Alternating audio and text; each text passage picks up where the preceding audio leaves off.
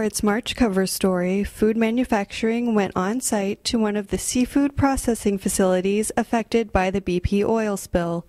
Prestige Oysters, an oyster processing facility in San Leon, Texas, is currently surviving the oil spill, but it is still experiencing many challenges, including decreased demand due to consumer concern over the safety of Gulf seafood. Prestige Oysters has been open since 1991.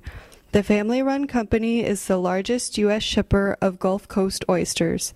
The company owns its own oyster harvesting boats and also works with independent contractor oystermen. When oysters are caught for Prestige, they are put in a large refrigerated room for up to 24 hours before being processed and shipped. All of the oysters are shucked and packed by hand.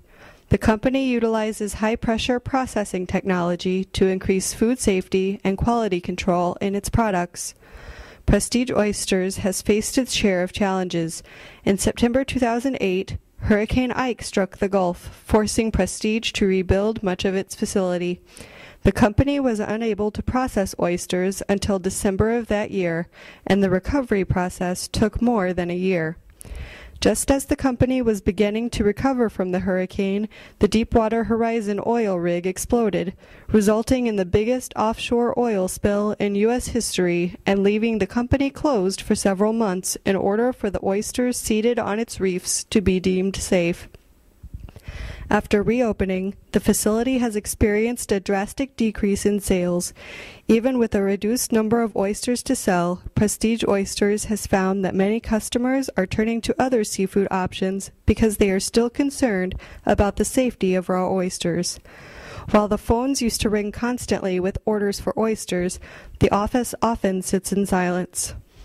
In the months after the oil spill, much of the workers' time has been spent filing loss claims for BP, as well as rebuilding the oyster beds in hopes that the business will recover in the future. Some estimates indicate it could be 6 to 10 years before the Gulf oyster industry fully returns to pre-spill levels. Despite the trying times, Lisa Halili, Vice President of Prestige Oysters, sees calmer seas ahead. She says, "It's kind of like a grape vineyard. The whole thing catches on fire and everything is destroyed. If you dig down and find one root that's still alive, the vineyard will grow again."